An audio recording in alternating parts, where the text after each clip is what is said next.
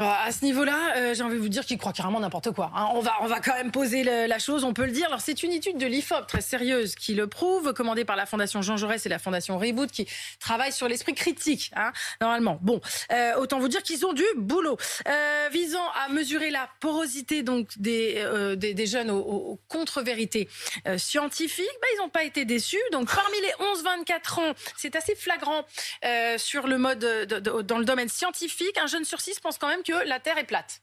Bon, déjà voilà, ça c'est dit. On piétine quand même un siècle de lumière et plus que ça encore. Un jeune sur 4 réfute la théorie de l'évolution tout simplement et pense que l'être humain a été créé par une force surnaturelle, spirituelle. Par exemple, pourquoi pas Dieu ? 20% pensent que les Américains ne sont jamais allés sur la Lune. Bon là, on est dans le complot à plein tube, on peut se le dire. C'est aussi, alors on peut excuser ça en partie, vous savez, cette période post-Covid où vraiment il y a eu beaucoup de théories sur les vaccins qui étaient nocifs, le complotisme et tout ça, c'est vrai que voilà, ça a fait quand même, c'est une période qui a fait la part belle au complot. J'en reste... Oui, je sais bien, je vous vois. Attendez, vous avez dit un jeune sur 6 pense que la Terre est plate. C'est ça, bien. On est bien là, on en est là. Évidemment, quand on parle de notre jeunesse aujourd'hui, on sait qu'ils sont absolument... rivés, ils ont les yeux rivés sur ces réseaux sociaux et que c'est vrai que l'irrationnel, il est particulièrement fort chez ceux qui utilisent ces réseaux sociaux. Sans surprise, 69% des sondés ont consulté les réseaux sociaux dans le mois qui précède l'enquête et 1 sur 10 seulement a ouvert un journal ou s'est informé via un organe de presse, une radio d'information, une chaîne d'information, un site d'information. Donc les réseaux sociaux, pour eux, TikTok, tenez-vous bien, c'est leur principale source d'infos. Ils font une confiance totale au contenu de TikTok et notamment à ses influenceurs.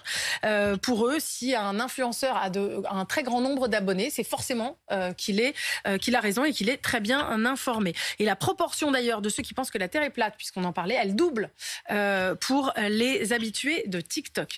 Je finis rapidement. 41% des sondés justement qui utilisent TikTok voient ce moteur de recherche comme la principale source d'information la plus fiable. C'est ça se confirme. Et la fondation donc Reboot, qui, je le disais, travaille sur l'esprit critique, travaille sur le fait d'augmenter l'esprit critique, et qui a donc commandé cette enquête, appelle dorénavant à une interdiction de la sponsorisation de la désinformation avant qu'il ne soit trop tard. Je cite.